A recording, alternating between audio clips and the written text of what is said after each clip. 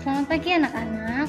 Hari ini kita akan belajar tentang alat informasi dan komunikasi. Alat apa aja sih yang termasuk dalam alat informasi dan komunikasi?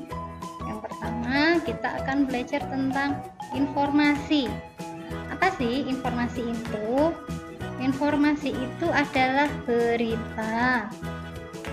Nah, di sini alat yang termasuk dalam informasi adalah bel sekolah. Bel sekolah memberi informasi saat pelajaran akan dimulai atau pelajaran akan berakhir. Bel sekolah juga memberi informasi kapan jam istirahat akan berbunyi. Yang kedua, kita akan belajar tentang sirine pada mobil ambulans. Sirine pada mobil ambulans juga merupakan alat informasi bahwa ada mobil ambulans yang membawa pasien yang gawat yang perlu segera dibawa ke rumah sakit. Yang ketiga, buku, majalah, atau koran. Buku, majalah, atau koran memberi informasi berupa tulisan, memberi informasi berita, ataupun kita bisa membaca dongeng yang bisa kita peroleh di sana. Yang ketiga adalah televisi. Televisi merupakan alat informasi dalam bentuk gambar.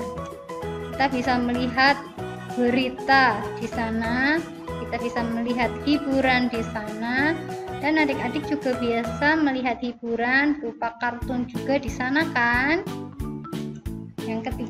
Yang selanjutnya kita akan belajar tentang berbagai macam alat komunikasi. Di sini kita akan belajar tentang telepon. Telepon merupakan alat komunikasi jarak jauh. Kita bisa berbicara dengan orang yang jaraknya sangat jauh dengan kita menggunakan telepon ini. Selanjutnya, handphone. Fungsi handphone sama dengan telepon untuk berbicara dengan orang lain yang jaraknya jauh dengan kita.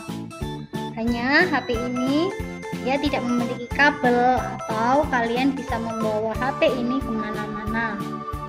Kita juga bisa melakukan panggilan video dengan handphone sehingga kita bisa melihat lawan bicara kita. Yang terakhir, surat.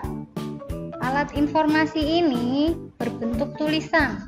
Kita bisa berkomunikasi dengan orang yang jaraknya jauh dengan kita dengan cara berkirim surat.